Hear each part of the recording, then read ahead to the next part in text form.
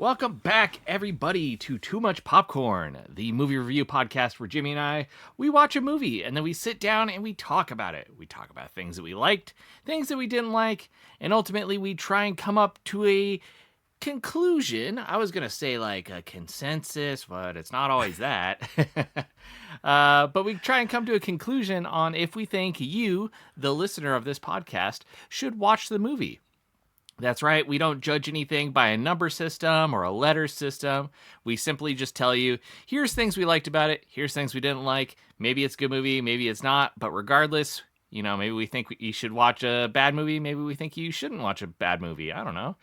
So, yeah, this week we talked about and watched the hit 2004 3-hour and 15-minute epic Troy, featuring Brad Pitt, Eric Bana, and Orlando Bloom, and Peter O'Toole. Banana. Eric Banana. It's worth noting as well, we watched the director's cut, which came out later. Yeah. It's not the theatrical cut. It's 30 minutes longer than the theatrical cut. All 3 hours and 15 minutes of a single story. We soaked it up. In the lack of seeing the Odyssey, we instead watched the 3-hour epic 20 years earlier, Troy. 3,000 years in the making.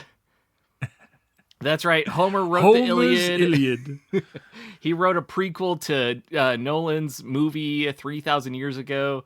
Nolan came up with the Odyssey, and then he was like, oh, wait, wow, this guy wrote a book that just ties perfectly into my movie. And it is weird, because if you go and see Odyssey in the theaters, there's a part where Chris Nolan shows up on screen and he goes, now wait, before you see this movie, I know you've paid for the tickets since you're seeing me on screen. You have to go see 2004's Troy. It has a lot of information about what preceded the happenings in my IMAX epic. Oh, you're on a regular screen? Never mind. Just come on and watch the movie. Yeah, and spoiler alert for the Odyssey, skip ahead to the 50-minute mark if you don't want any spoilers for that movie. But the last hour of his movie is actually just a recreation of him opening a tomb and finding the scrolls of the Iliad and then being like, oh, wait, this is what that movie was about. And he did a Titanic. Yeah, it ties perfectly. He wrote it just like he wrote, Tenet or Inception. He wrote the Odyssey, and then I know everybody keeps talking about the like backwards time scenes in the Odyssey, and I'm like, what does that even mean? That doesn't track to me, dude. The part but it's the real world footage. Yeah, again, spoiler alert, but the part where Tom Holland was in 0G because the elevator was dropping. Wild. A 0G, and then there's another one where he like is in a rotating hallway. Yeah. And then it's like moving around and he like falls to the ceiling of the hallway. Crazy, dude. Yeah. But anyway, that's enough spoilers for the Christopher Nolan Odyssey movie. So if you skipped ahead to the 50-minute mark, go ahead and skip back now to this part so you can catch back up. And don't worry. Less than 50 minutes. Just come back. We'll mention it at 50 minutes to come back to 4 minutes. Don't worry. At 50 minutes, I'm 100% going to remember to tell you to come back to 4:45. So don't worry. Thank you and welcome back from the 50-minute mark. Yeah. Anyway, yeah, we watched the prequel to Nolan's film, and man, it feels culturally relevant, right? Yeah. If you haven't 20 years seen ago it, plus. 20 plus years ago. Yeah. That's how time works. Crazy crazy cast though. This was a film of the era specifically. I mean, the fact that Orlando Bloom is in this hot off the heels of, Lord of the Rings, Diane Kruger, I feel like hadn't been in much up to this point. And of course, Brian Cox, Peter O'Toole. There's big Hollywood names in this that sort of carry the weight of a like prestige style film with them. I think, and granted, times, and I could totally look this up with, whatever, but I think if I remember right, didn't Fellowship come out and then he did this and then went back to do Two Towers? Or that's the thing with the timeline. I remember it. Lord of the Rings were just like, they felt like bam, bam, bam. But I think you're right, where it was like Lord of the Rings 2001-ish, and then Two Towers maybe like 2004, 2005, and then, what was it, Return of the King 2007? Was that the timeline, essentially? Yeah. Okay, yeah. so yeah, this happened for Orlando Bloom, where he's like, I'm also an elf archer, but don't give me too much elfiness or archeriness in this. What are you doing? Why am I holding a bow? I wasn't that good at archery. I know. I had one scene where I got good at archery. Oh no! Wow, dude, I am way off on my timelines. I'm looking it up. Fellowship was 2001. Two Towers was 2002. So I guess he was done with Lord of the Rings. Pretty much, but it makes sense. Yeah. Those came out so fast. That is crazy. I mean, they shot them all at the same time, though, right? So they were kind of like, we're cooking them. Yeah, they cloned everybody on set 3 times, and each set went out to film a movie and themselves. Peter Jackson cloned himself. Wow. And then we have this one little clone of him that's still running around. Yeah, man, he eats all my cookies. Yeah, well, the big one. There's a little Peter Jackson. How big I'm talking about the 25-foot big one that I have in my backyard. That's the one you have? Oh, I got a little one. That's the one. He does not eat any of my cookies. He is wasting away. You're lucky. But yeah, so this movie, it had Orlando Bloom. Peter O'Toole was in it, which I totally forgot about, and he's a powerhouse in this. Brad Pitt, can't deny. Oh, yes, Pitt, Brad Pitt, of pitting course. out this whole film. That's true. He didn't wear sleeves a lot, so you do see his pits. You do see his pits, the pits. You see his butt a little bit. Yeah. Very little. You see a lot of butt. I'd say a little bit. Yeah. Full disclosure for this movie, you will see a lot of butts. So if you love butts... I don't think you see too many, though. I think we saw 1, 2, 3, 4 or 5. That feels pretty reserved for... we had 3 hours to see that many butts? That's nearly almost a 1 butt per hour. That's 1 BPH. And true, with a ratio of at least 80,000 people on screen at a time. I should have seen like 40,000 more butts.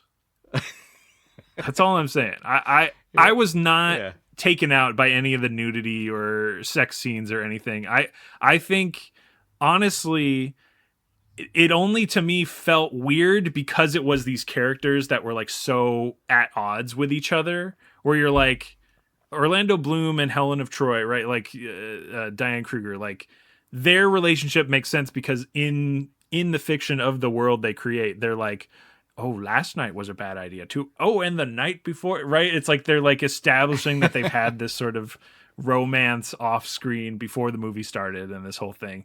And then Rose Byrne as Briseis and Brad Pitt have this thing where it's like, it's sort of the like master savior type thing because he like saves her from Agamemnon's sort of like slave type thing, but he still like punches her. It's weird. And then they have like very emotional romantic sex and you're like, oh, well, I guess that's okay. Yeah, their relationship does have a weird energy the whole time, and I think honestly, even the problem that I saw with it was I was like, wasn't Achilles? I mean, when I remember like learning about Achilles, wasn't like a whole thing with Achilles that he would like kiss guys because he was like overtly gay, and it was like one of his strategies was he was just like, oh, I'm gonna kiss you. Like that was his whole thing. He was like very gay. And Patroclus, his cousin, and was like not his cousin in fiction. Yes. Right? Yes.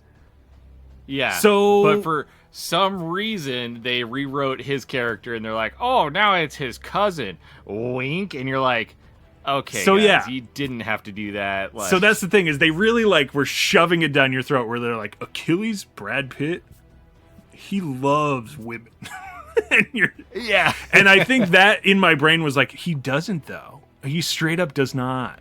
I don't think so. I know, and I think there's like 8 or 10 or like more times where they're like, Patroclus, his cousin. They really, cousin, like multiple characters are like, oh, they're related. Yeah.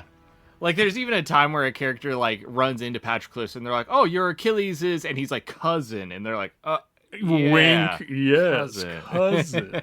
Yeah. Distant cousin. Best friend roommate that just so happens to live together. Yeah. I thought, I mean, the whole time we watched this movie, I didn't bring it up, but I was like, I thought they were like together. That's weird that they just keep saying they're cousins. Okay. You know, there were some rewrites for this movie that they decided to do, I guess.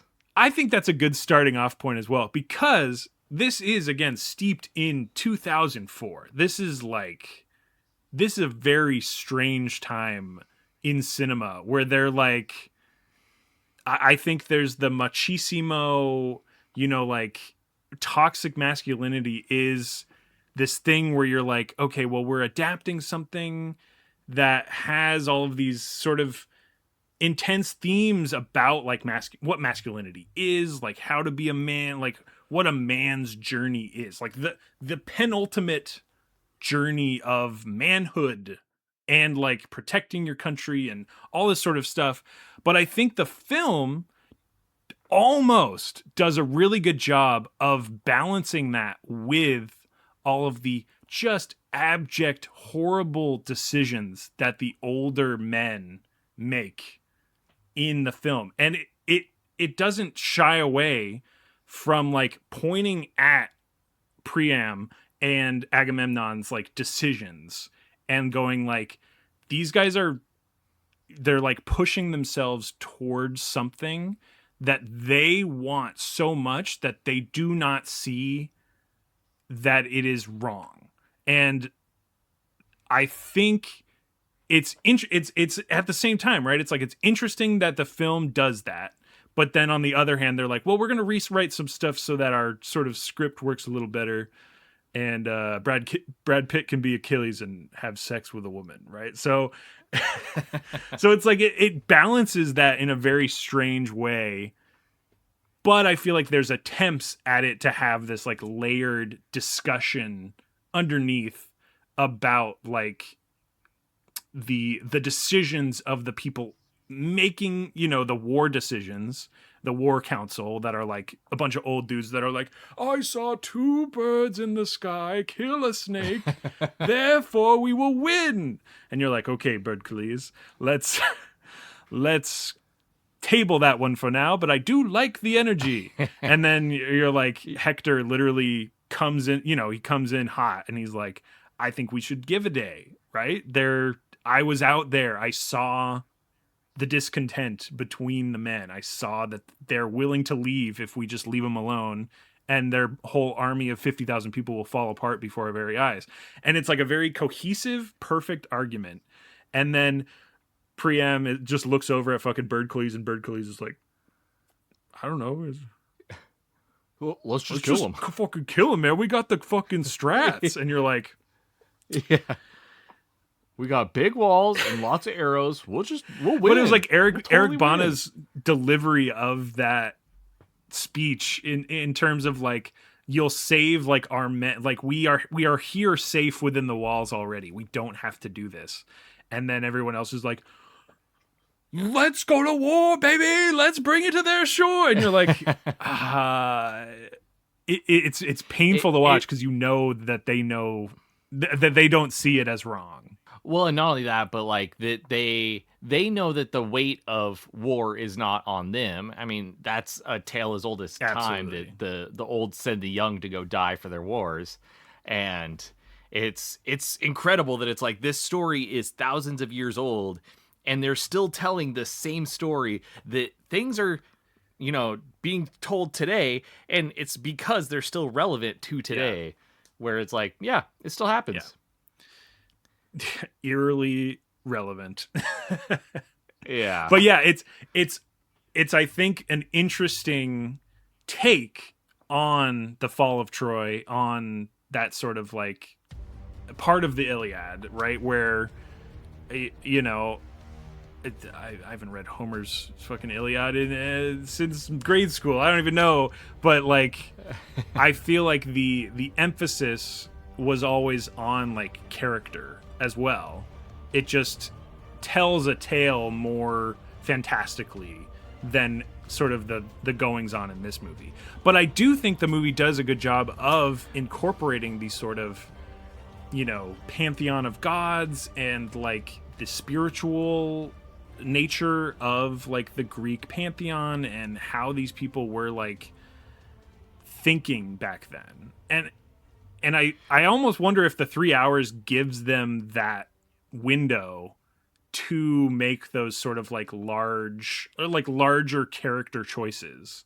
And granted, it was like half an hour additions is like a lot, but still like a 2.5 hour theatrical version. I think there probably was still, that amount. Apparently a lot of stuff that was added was like the sacking of Troy, like at the very end, like,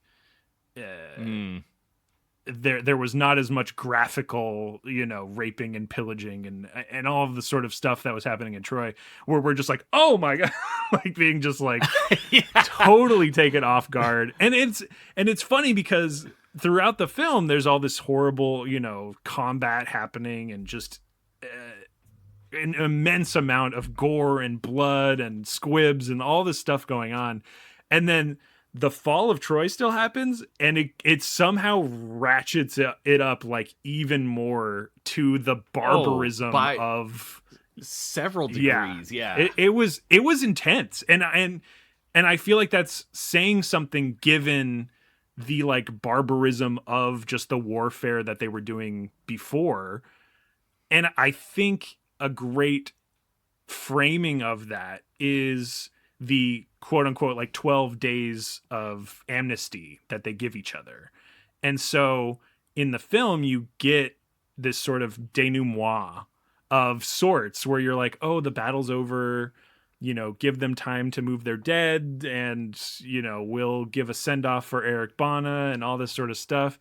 And you get this like very low lull, and you're like, okay. And then Odysseus is like, let's make a big horse.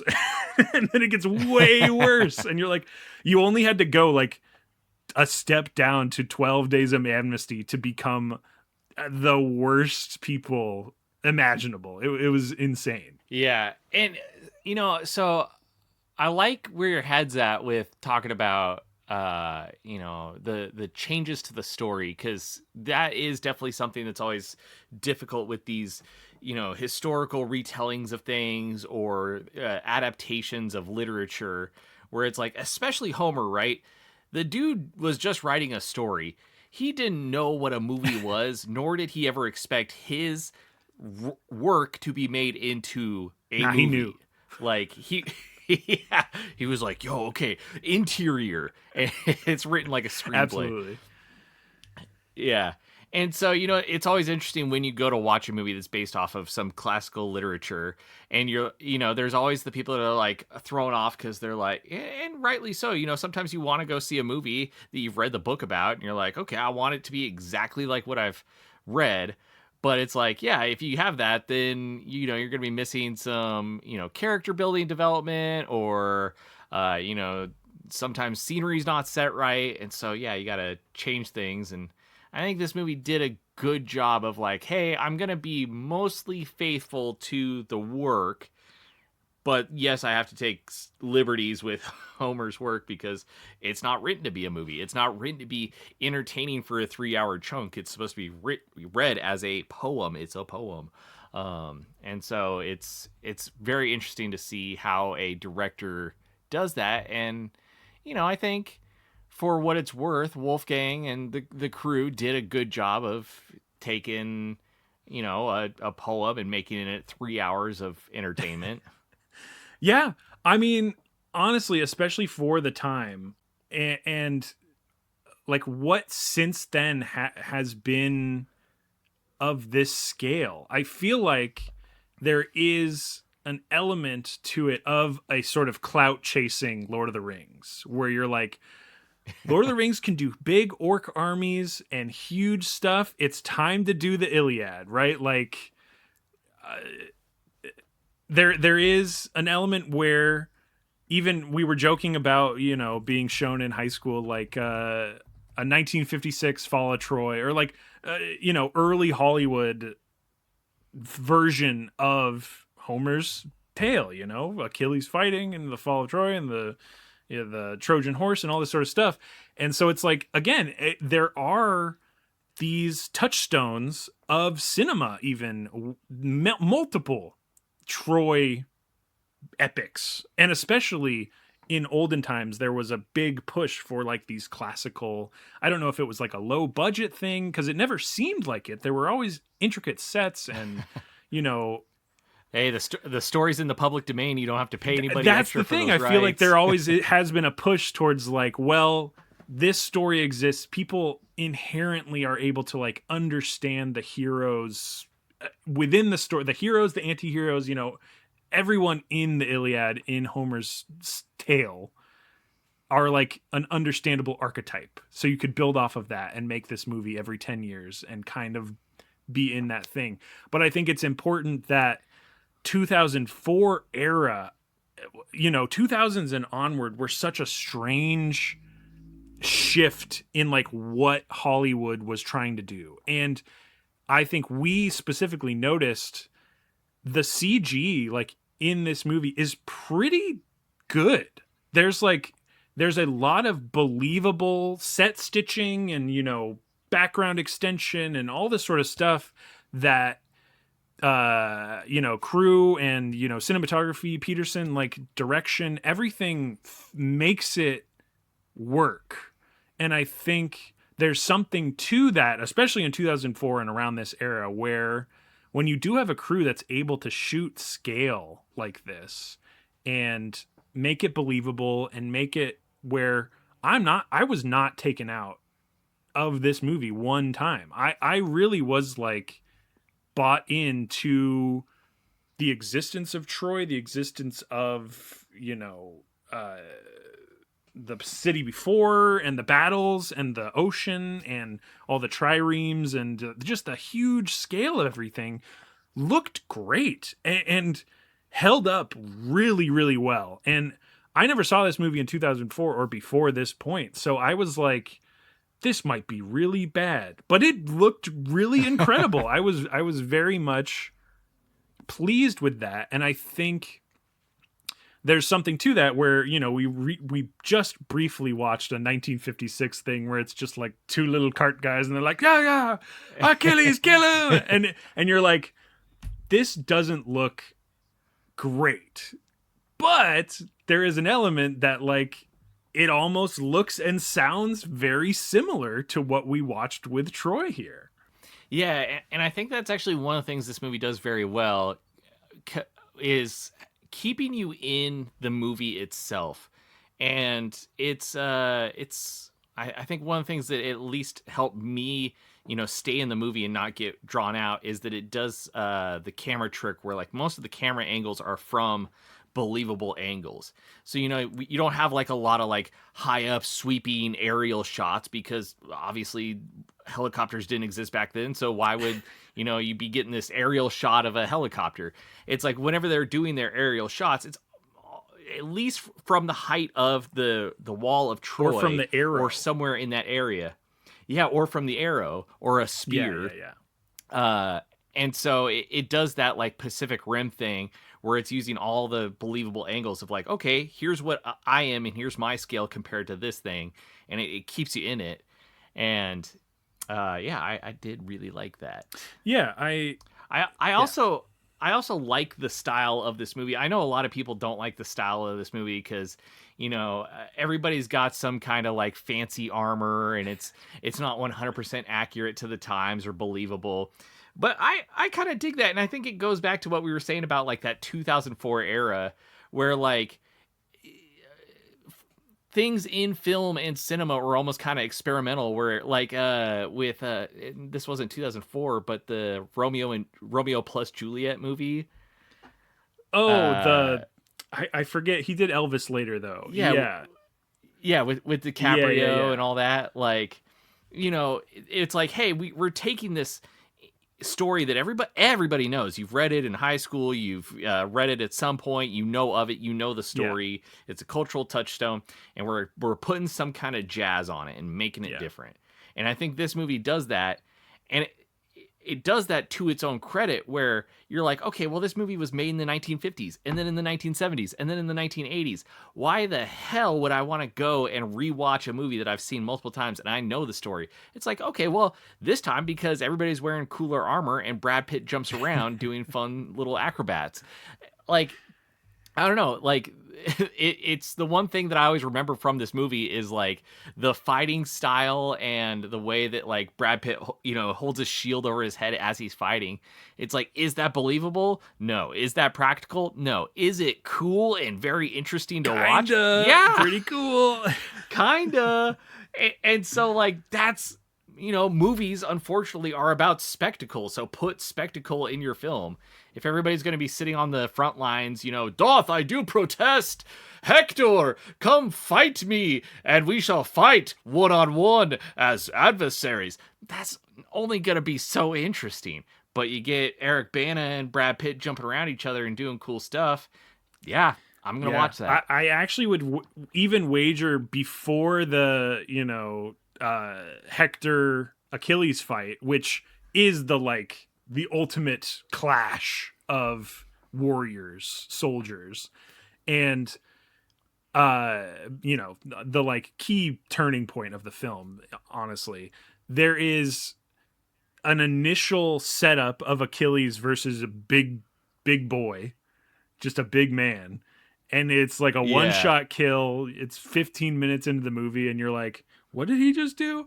And there's an element where all of the one-on-one fights are like framing how the war is going, and the fact that like the first one-on-one, Achilles one-shots this guy and everyone's like, we give up, this was cool, thanks, don't need to do that anymore, we'll follow you to the ends of the earth, to Troy. And then the first fight of the war at the gates of Troy is Brendan Gleeson and Orlando Bloom, duking it out over Helen and the honor of their marriage, dissolved marriage and all this sort of stuff.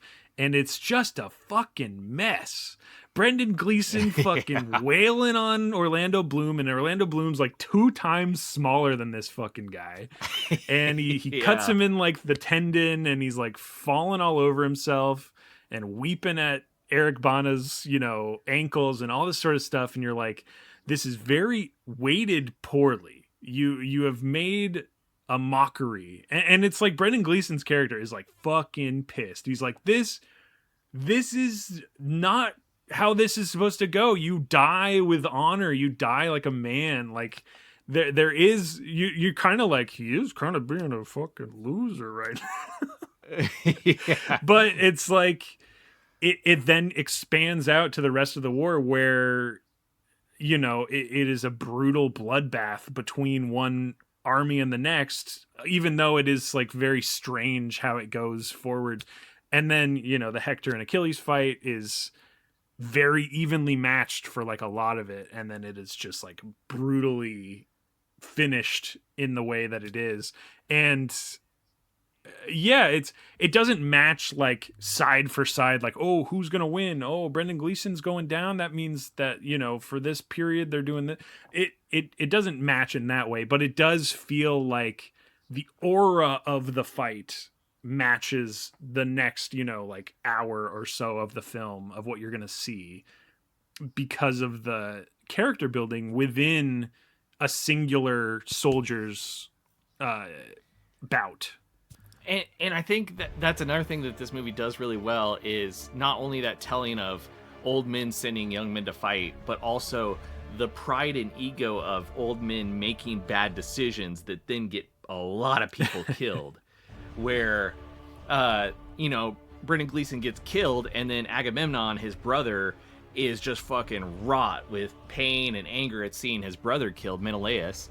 And then what does he do? He charges the gates of Troy, and he starts, having everybody attack the soldiers, but they're within range of the arrows. And so the Spartans and the Spartan army are just getting waylaid by all these arrows. They're getting chopped in half. They brought 50,000 people with them, and you would swear at the end of that scene, there's 20,000 dudes left. Like, it feels like they lost half their number.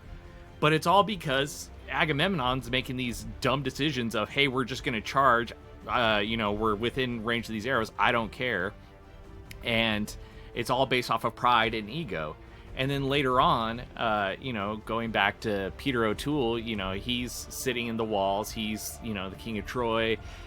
His counsel's like, hey, we should go out and wipe out the Spartans from the beach. And, as you said, Hector's like, no, I don't think we should. And they're all like, no, I think we should. And then he does. He sends the Trojan army out to go attack them all because it's off of pride. It's like they could have just stayed in the walls and held off. They have the walls to hold off an army for 12 plus years or longer. They say that multiple times. They're like, there's no reason for us to go out and fight. We could stay within the walls.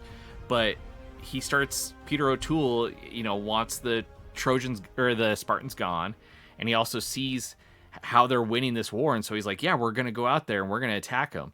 And they go and they attack, and it doesn't go in their favor. And it's like, yeah, it's because this is based off of pride and ego, and you let that drive you instead of good sound decision making, and now you're facing the consequences for it. Absolutely, well said. It goes so far into the just conversations between the men in this film, which I don't know if women ever speak to each other in this movie. But it's like, it's a fucking dudes rock movie at the base of it, right? Where they're like, dudes rock, but also we're bad sometimes. I think I think it does a really good job of paying homage to, Greek literature, where a lot of Greek literature talks about ego and pride. I mean, just look at Zeus himself. He's based off of ego and pride. And anytime his ego and his pride is this very minorly hurt, he comes in and he's like, I gotta compensate for this and that. Blah, I drive a big truck. I don't know. Zeus drives a big truck in my mind. But it's electric. There's it's tons a of tales.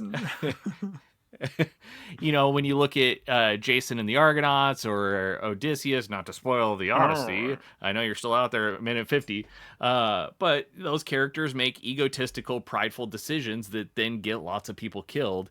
And, you can count to it tons of times that this happens in Greek literature. And so I think, one, because this is still Greek literature, this obviously makes sense that it would be in this movie. But two, it is great that the writers of this movie, the screenplay writers, were still allowing for that to be the tale that, hey, if you're egotistical and prideful, sometimes you will make decisions based off of that then get people hurt or get people killed. And, sometimes you got to not make those absolutely. I completely agree. It's like, despite all the flaws and stuff within the screenplay itself, keeping the core of like what the problems were with these battle choices and just like the deaths of these young men, the avoidable consequences. I mean, let's look at the initial like thing that set off this whole thing. What happens? a person's wife is stolen away to another land, and that man says, I'm going to send 1,000 ships with 50 dudes on every ship to that land to go kill everybody in that city. And that, I would say, is a very egotistical and prideful for decision. that to be the seed of destruction is like one woman. I love that is true to this story. Like there is no bloodbath, there is no cause without Helen of Troy. And I think that it comes back to her, and the one thing that I don't think I will forgive this movie for is Helen's character in this movie is not fleshed out enough to warrant the movie being like based around her, because they basically like cut her out of it. And they're like, the movie is about something else now. Yes, all the battles and everything is going around here because of Helen, but we've figured a different thing out about how to like continue this battle, this campaign. See, it's interesting you say that, because I did actually read that Wolfgang was going to leave Helen out completely. Oh my God. And like not have her on screen at any time. Interesting. Yeah, his whole goal was to not have Helen on screen because she's so powerful of a character. You know, she's the impetus for this whole story. And so his thought was, leave her as a concept. Somebody leave her as a concept that drives this whole thing, rather than having a physical character. And the studio said, no, we actually need a physical actress to be seen. Interesting. And I almost think that maybe would have worked better, though. And it does feel like you're erasing the woman, but it is like the poem, and like the essence of it does feel larger than like a person, like a person's weight could take on. Yeah.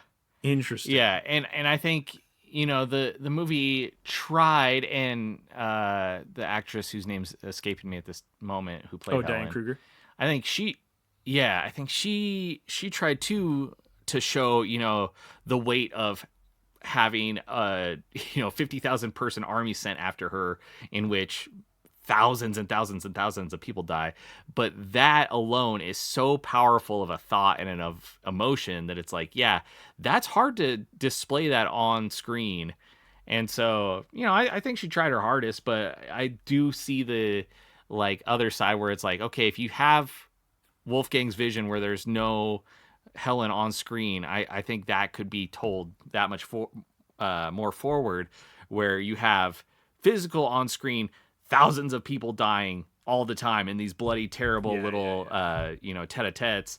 And it's like, I think that would really seal it. Yeah, I think, and again, it sort of is failures of screenplays of the time as well, where you're like, oh, well, here's the scene where Helen comes out and says, I'm gonna go out and end this all. And you're like, as the audience surrogate as well, that her going out, they've already discussed it. Agamemnon and his, Menelaus, and there's been discussions about how her dying and everything is like secondary to the conquest of Troy anyways. So it's like, we already know this. You didn't have to do the scene where she says she's going to like heroically end the war, because that she can't do that. Like her position is not one that at this point can end the slaughter that needs to happen for this to come to its inevitable conclusion. And so, there is that scene where she's like, let me go, Hector. And Hector's like, no, you have to stay. And you're just like, you didn't have to do this. You could have, and it is like, it's taking screen time away from these characters, but they weren't written well enough to get that moment, because it did not work for me. Yeah, no, I fully agree with that. And I think that is one of the failings of this movie, is the screenplay as a concept is done very well, but the screenplay with character to character dialogue not done very well. And I remember you and I talking several times when Achilles is giving his lines to people, and he's giving it to Briseis.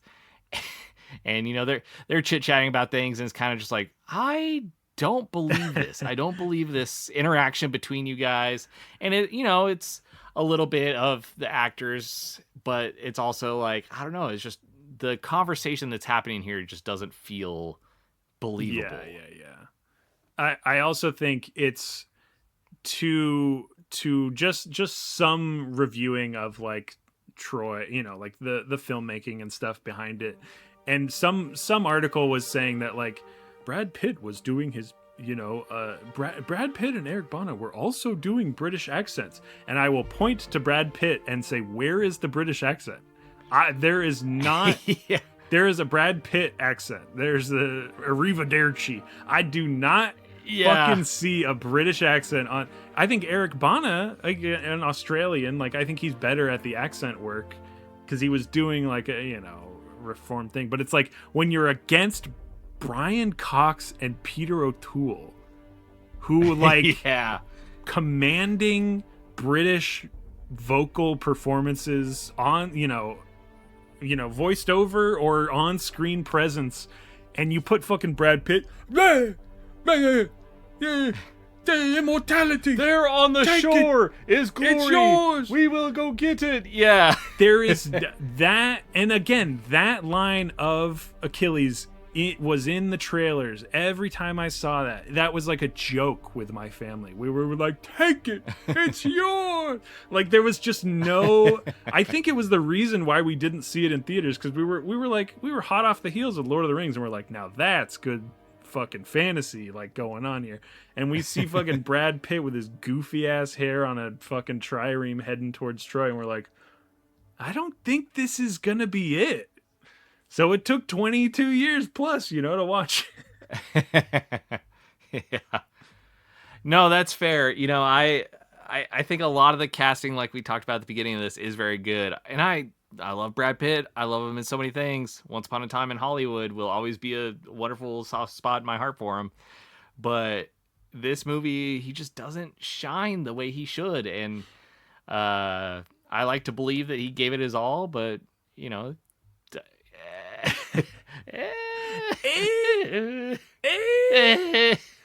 Speaking of that. Little ad break. Yeah. Oh man, that was a Herculean effort to go through those ads, wasn't it? Oh yeah, brother. Yeah. Yeah, well, we're back. Where was Macho Man in this movie? I think that was Ajax, actually. Oh, yeah. He's like, Achilles. Dude, there were some big boys There in were this some movie. big boys. There were some big Big boys. old boys in this. The guy that the first guy that Brad Pitt killed, and then Ajax were both just like monstrous dudes. Yeah. But and that actually leads me into my next point. The fights in this movie. We talked a little bit about the cinematography and the way that they filmed things. I think one of the things that this movie did really well was showing the hecticness of a multi-thousand person battle when you're line versus line just smashing into each other. I think this movie so very well had just chaos on screen. They had jibs, they had blood, they had sprays of things as people are getting hit. They had guys smashing into other guys, swords flying. You can't even tell what's going on. But as much as you can't tell what's going on in the fray, you always could tell something was going on. And the movie did a very good job of just like framing what it wanted to show you. So whether it was Hector fighting Patroclus, or it was Achilles fighting three dudes, it did such a good job of like showing you, here's your main character and here's their action they're doing, and on the borderline of that is all of this crazy action, and it's not diverting your attention from what you're wanting to be looked at. That was still very much the main focus. Yeah, I completely agree. I remember watching and talking about it while we were watching, where just utter the amount of extras, and again, it comes back to scale as well, where it's selling that this huge clash is happening, but each time your eye is drawn appropriately to what I believe the filmmakers were trying to show. It's like you were saying, it's each fight framed in such a way, and I think it comes back to classic filmmaking and the style of filmmaking that Wolfgang Peterson, who my only previous film that I'd seen of him is Das Boot, but Das Boot is one of those films where it's, it very different than this. It is, location, very claustrophobic. It is quite the opposite scale of this film in terms of what's happening and, how many people are involved.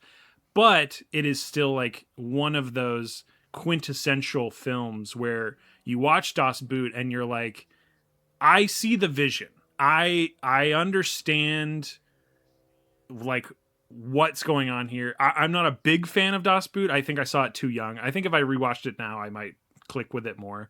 But like as a submarine film, as like an action film, I think Peterson totally gets it. I think he knows how to frame action. I think he knows how to direct stunt, spectacle, like you were saying as well.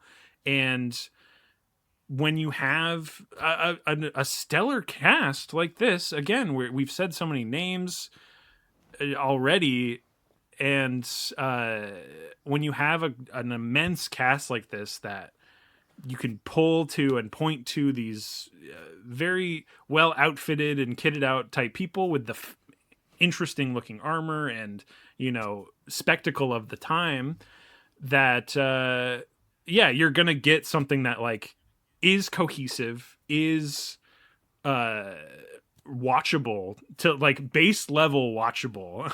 And then for it to like look that good as well, despite being all this other like intricate workings of timing and stunt and special effects and all this sort of stuff. It is one of those movie magic moments a lot of these fights have, where it's very, very impressive and you just kind of like, good job, you guys nailed it. It's really good.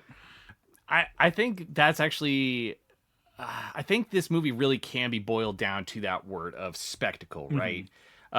Where it's one of the first scenes you see at the beginning ish of the movie is that shot where it's them on their trireme and then it zooms out and then boom, 1,000 triremes all on screen. And you're just like, oh my gosh, this is insane. And it shows the scale of 1,000 ships being sent for this woman who was taken. And then, they get there and it's all of them offloading and going to the walls, and you're seeing the walls, and it's a practical set that they built somewhere, and they built Troy and it's spectacle. And if you're joining us now because you skipped forward at the 4-minute 45 mark, you don't actually have to do that because we weren't actually spoiling anything. Go back. So go ahead. Yeah, go back to that 4:45 mark and then catch up. Don't worry. We'll still be here and you can come join us at this time. But listen to all that middle stuff because that's all the good stuff right there. It was a bit to skip. It was a bit. Yeah, don't skip. Go back. Go back. And if you're at this part again, go back and re-listen to the whole thing again. Because we hit a secret message. No, that's also a bit. Welcome to minute 50. Woohoo. Now that you have all the clues. Piece them together. But anyway, spectacle. So yeah, and it really does make me think of those 1950s movies where they did not have computer graphics. They literally either had to paint something onto cellophane and hold it up over, or build a practical set that was essentially a whole city. Or stop motion, Jason and the Argonauts, skeleton fight, that type of shit. Yeah. They did their movie magic, but this kind of harkens to that same movie magic where they were like, hey, could we CG in a city? Yeah. Are we going to CG in parts of it? Yeah. But we're also going to just build the gates and they're going to be massive and it's for that spectacle. And same with the army, right? Okay, well, can we CG in a bunch of people a la 300 that was made 5 years later or 4 years later? Yes, but is that going to look great? No. Is it just easier to get a whole bunch of extras? Yeah. And then it leads to the spectacle of this movie, and I think of spectacle when I think of this movie. Yeah, I think that's apt. It's a correct way to sort of think of it. It's a little reductive in terms of like what spectacle are we looking at here? It is just like a scope of film, right? It felt very Hollywood of the time, and I still think, looking back 20 years later, that it's huge. It's a massive film. It probably cost millions of dollars to make and probably made millions of dollars back, but like, yeah, it's fucking huge. It's got a huge cast. Well, it's massive. With that too, right, was the James Horner soundtrack that we said multiple times always kind of sounded like those old 1950s movies, where there were definitely parts where you're like, okay, this is a modern soundtrack, but he's doing the like yeah, it's Aladdin, but well, he was doing that too. There was a march theme to it that always kind of harkened back to the soundtracks of old. And I almost think just that one sting of the horns that's like the is very indicative of old westerns, even just the time period of that being the like classical-esque score. I don't think it fit the film perfect at all. I think there is a better score for this movie somewhere, and it's nothing against James Horner. I think he, apparently he wasn't given a lot of time to work on it. Like, he was brought in after the first composer, they like fired or whatever. But yeah, Hans Zimmer. Yeah, Hans Zimmer blew it big time. No, but there wasn't. And I think I'm just like spoiled from modern scores and like Ludwig Göransson, and there are some such stellar scores that we get nowadays where you keep going back and back and back, and you do sort of get the treatment for film and scores for movies was not held up to the esteem that they are today. And I think when you are able to like get the time to work on a movie, score, and like you're the composer and you're John Williams, or you're like making something that is going to last the ages, you get like a theme. There was no Troy theme. There was that's nothing. That's not a theme. I'm not gonna go download this soundtrack. I'm not gonna go listen to it, but I'm gonna go listen to the Star Wars soundtrack. I'm gonna go listen to Tenet. I'm gonna go listen to those soundtracks. Troy is not sonically there's nothing standing out where I go, that's a good score. That is so interesting to think about, because like I can think about Saving Private Ryan, Lord of the Rings, Pirates of the Caribbean, Howard Shore, Lord of the Rings. Every song in Lord of the Rings, the entire trilogy, is a banger after banger after banger, and they are unique to the film. They don't sound like they were ported in and used from Planet of the Apes or anything before. They are legitimately thematically and it's like these type of movies, I want a character theme. And if I get a character, if I get an Achilles theme, if I get a thing that I can jingle, even it can be shorter, it can be sort of tonally something different. But yeah, when it's just all, I just kind of lose it a little bit. That's so interesting that's so interesting to think about, because I can think of so many soundtracks that I listen to now, And like I go back and I re-listen to them and re-listen to them and re-listen to them because they're great and I love them. Just like you said, dude, I could make a huge list. But yeah, pre 2010, it's like that number drops off a bunch, and like I think I listed the top three. You got probably, them. You got them all. Which is, yeah. And even like Saving Private Ryan, it's like I recognize the themes in that, but like not one of my top 10 soundtracks. But it's like the ubiquitousness. Pirates of the Caribbean is honestly one of the best as well. But like Fellowship, you're like, you got that. You got Tron Legacy is another one where you point to and you go like, I don't really know what these Frenchmen were cooking, but they were cooking, dude. Oh, they were cooking with gas. So yeah, it's like that, right? Where I feel extremely spoiled now because of the amount of amazing the Tron Ares soundtrack, bro. The Tron Ares score is incredible, and so you get spoiled. Even like mid movies that come out now, they're like, "Yo, we hired Ludwig, and he fucking cooked, and it came out really good." And so you're like, "Hey, the movie fine, but the soundtrack amazing." Yeah. There have been a lot of oh my god, but again, it's even better when the film is really good and the soundtrack is good. You get any Daniel Pemberton recently. You get the Spider-Man, Across the Multiverse. You get Project Hail Mary. Daniel's cooking with ultra gas, dude. He is fucking cooking, dude. And yeah, it's like when there's a score that comes on and you're like, I want to listen. I've watched the movie. I've watched the movie 2 to 3 times. I want to listen to the score 10 to 30 times more than the times I watched the movie. Like Troy is so far from that mark. Then it's like it's 2004. I feel very privileged that we do live in a time now where you're like, damn, they are cooking right now. We are getting so spoiled with these soundtracks now because Troy sucks. Yeah, the soundtrack is bad. I would love to see a re-edit with some, put some Hans Zimmer in there.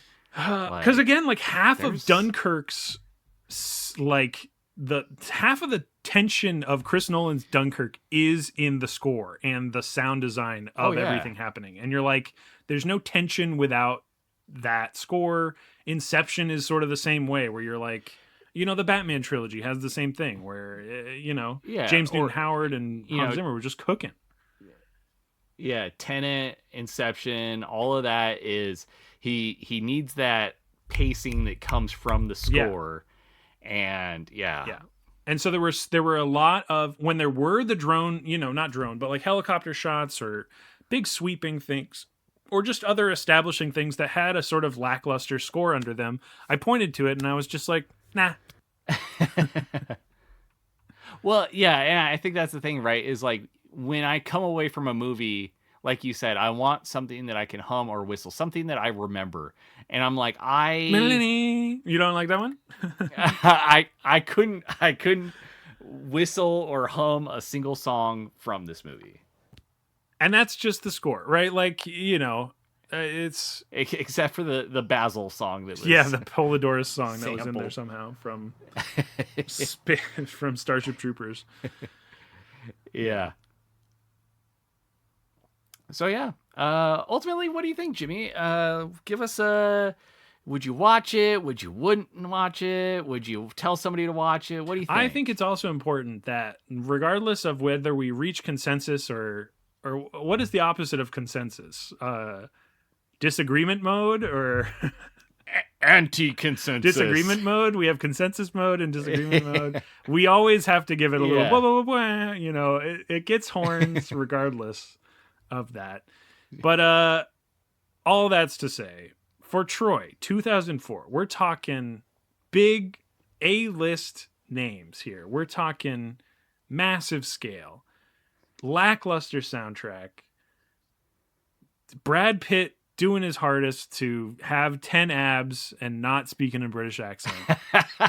we do have there's the sequence with they shoot the flaming arrows and then they light the tumbleweeds and they roll them down the beach. Love Yeah. that. That's just a fun little tactic that they were like, we do this all the time. You know, like there's a lot of fun classical type, you know, I don't even know what it's called because it doesn't feel historical, but it's like the Iliad is a tale. It's not history. It is a poem. It is fiction. And I think it's fun for the movie to be fun. And I think that's where it comes down to me, where I had a lot of fun watching this movie. And I thought 3 hours is a lot. And did I have fun all 3 hours? I had fun most of the movie. Do I want to tell people to watch it? For me, it is a not watch. I come down to the spectacle of it and I look at it and I go, we can leave this one in 2004 or 2007, whenever the director's cut came out. I think not enough of it clicked for me. There wasn't that. And it's not that I always am looking for like a moment in a movie to like catch me onto that watch or not watch vibe.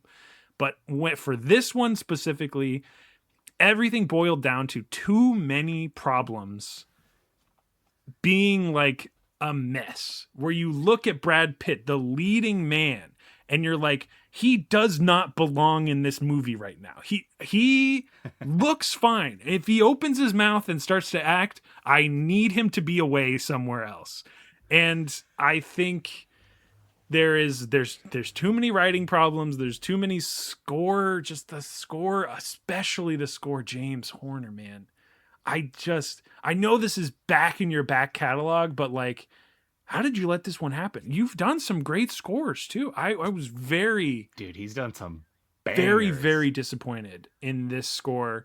And a lot of things that carry battles and action movies for me has to be cohesive, has to be good in every aspect. It can be bad, at some parts that, don't match up and all this sort of stuff. It's tough for me to give this a not watch because it's like, it was 3 hours.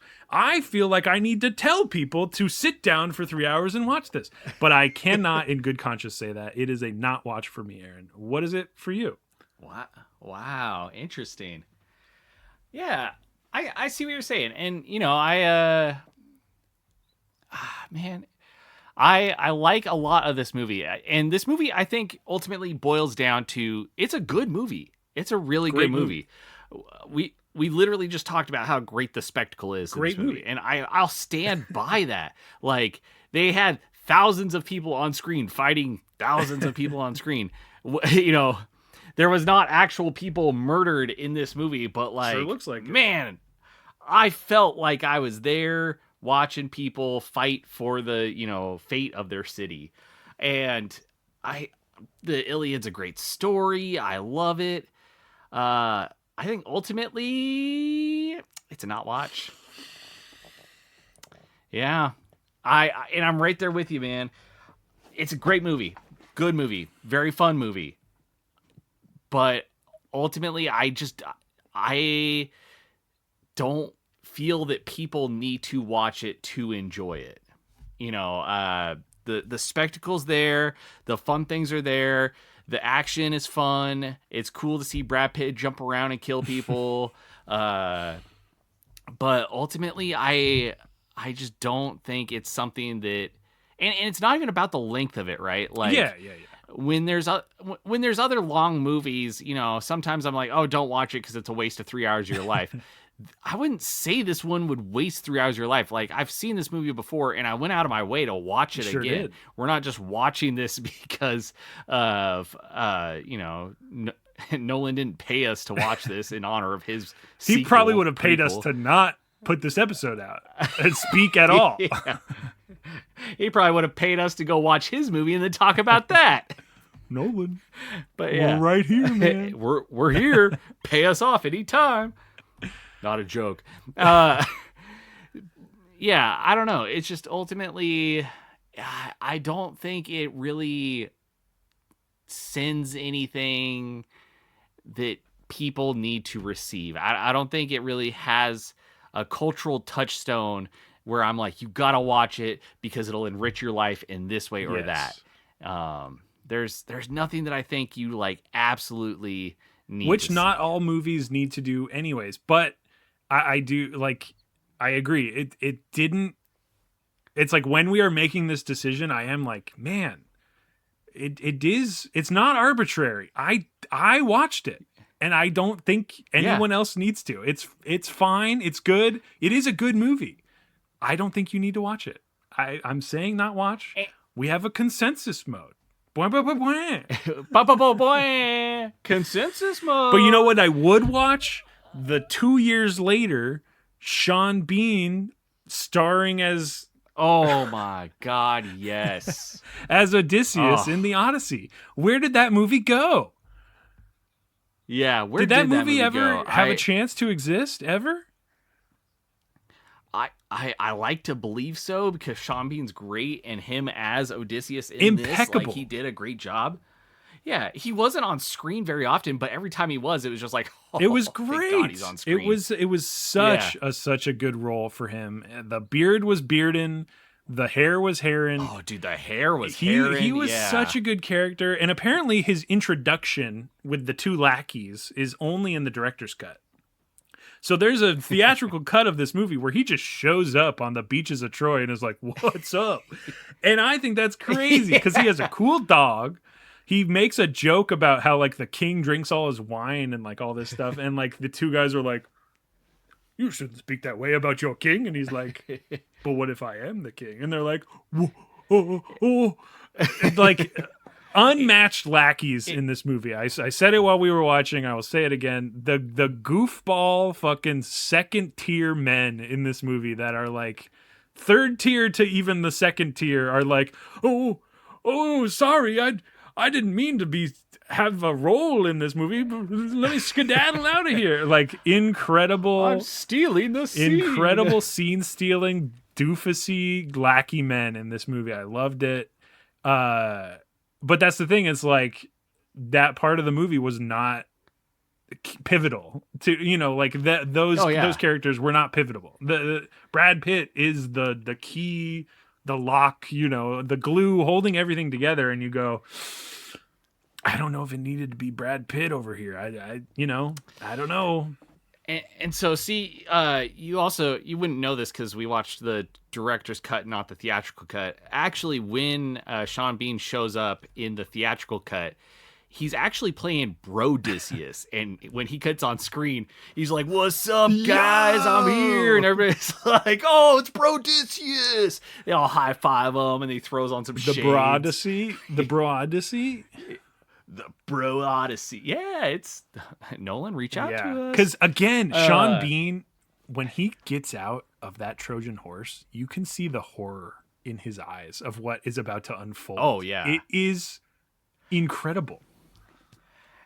And see, here's the thing. So I think a lot of people out there will be asking, like, okay, well, if the director's cut is a not watch, would you think that the theatrical is? And I can't think that I've ever seen the theatrical, but I do know that with what was added to this one, it did help to improve the story of the Iliad.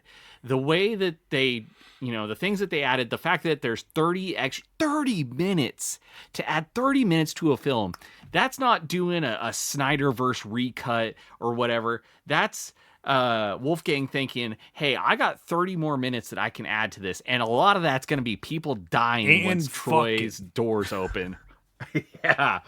And so I wholeheartedly believe that everything that's in the director's cut is there for a reason, and it makes the movie what it needs to be. Theatrical didn't do it. Director's cut did do it. He presented exactly what he wanted, and it turned out to be a better product than the theatrical. So, although I've never seen the theatrical, I don't think that is going to be a watch for me either, because ultimately this director's cut is a not watch. And when you consider the fact that, you know, it leads up to that scene of the doors opening and Troy getting sacked by the Spartans, and, you know, Brodicius seeing the horrors of war and being just shocked at what ultimately he's he the took one his that caused sunglasses because off he's and the he's one. like, bro. Maybe this isn't cool. And they were like, oh my God, Brodicius. He just finished doing a little pong throw and then he takes his sunglasses off. He's like, what? Maybe this isn't so chill. And they're like, oh, maybe it's They're not. actively raping women. Yeah. But yeah, I think ultimately it leads up to that point. It tells the story. But yeah, it's not. I don't know. It's not there. It's not there for me. There's other treatments of this that may or may not be a watch, and I think this one is ultimately a not watch. Consensus mode. Once again, Consensus mode.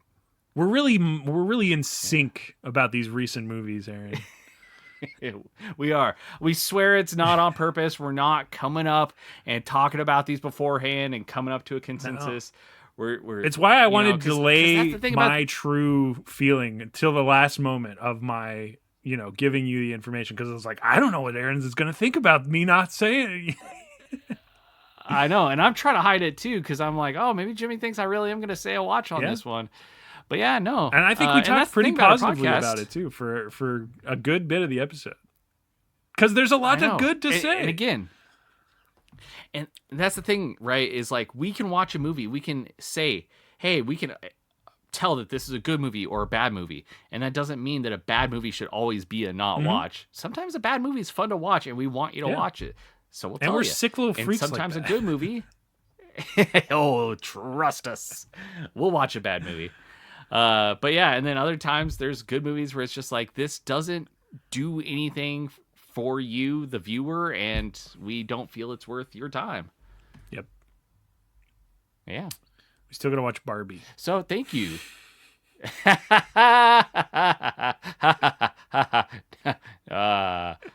We were explicitly asked. Yeah. Woohoo. We'll get to that. I'll never forget. I'll never forget. Maybe when they release Barbie 2. Barbie 2. And Oppenheimer 2. Or hear me out. Ryan Gosling, I know you're listening. If you sit down and watch Barbie with us and then do a full episode with us, then I will rewatch Barbie and do an episode on it. That is a tall there it is. order. It's out there. It's out there. Shit. Well, sorry, person who suggested we watch Barbie. That may never come. That day, oh no, they know what they have to do now. That day may not come unless you personally contact Ryan S. Gosling. I don't know his middle initial. I just was, giving him one. And let him know to tune in and call us up on the Too Much Popcorn podcast. Or else we'll never watch Barbie. We'll never watch it. Yeah, get his people in touch with our people, because our people are just us. So have his people reach out to us. We'll figure out a time that it works. And hey, surprise, that's actually all the time, because we don't. They do have to be specific about that they work with Ryan Gosling, though. Because if I get a call from like some Ryan Gosling, some lady that's just like named Megan, and I'm like, okay, Megan, who are you? Oh, I work with Ryan Gosling. I'm like, I don't believe you. And here's the thing: if Ryan Gosling reaches out to us personally, and he's like, "Hey guys, I heard you put out a call to watch a movie with me. I think it'd be better if we watched Drive or like Project Hail Mary." I'd be like, "No, Ryan Gosling. I'm gonna hang up now because we have to watch." We gotta watch Barbie and then talk about Barbie. Then we'll watch. And those see, other you're movies already with you. stepping past a part of the conversation where I go, "This is a deep fake." Ryan Gosling, they defaked his voice, they defaked his face. I'm being scammed and I'm being told to be sent money somewhere. I don't know how I would ever believe it. It's sort of the problem that I'm facing. That's fair. If he ever tried to contact us, I just do not see it ever being true. I don't know. I don't think he would do that to us. I'll believe him. All right, Ryan. Well, give us a ring. You know how to contact us. I assume people in Hollywood know how to contact people. So either way, thank you so much for listening to Too Much Popcorn, where Aaron and I have arrived at a consensus for the movie Troy 2004. We've had too much popcorn. I'm so sick. Oh, so full. So much popcorn. What do you think the popcorn So bucket full. for Troy would be? Would it be a upturned Achilles helmet or something? Dude, it's got for the Troy. I was thinking for the new No. Odyssey movie, 'cause I was like, No. duh, They it's the didn't. horse. Yeah, it's a horse. I think it would have been Achilles' foot. Achilles' foot with the arrow in it. With an arrow And you can, coming through the and heel. the arrow coming through the heel has a little like popcorn divot where you can like it'll dispense one little popcorn. That's fun. Yeah. I like that. Trojan horse, that's obvious. Yeah. The entire city of Troy as it's burning, and there's little pillagers running around. And you got to be careful not to eat them because they will become dislodged from the model popcorn bucket. Yeah. They will end up all over your shirt just like the No, carnies. I don't care what the new Odyssey popcorn bucket. They are already doing novelty popcorn buckets now. Now that's real. In 2004, this was not real. This was not a thing.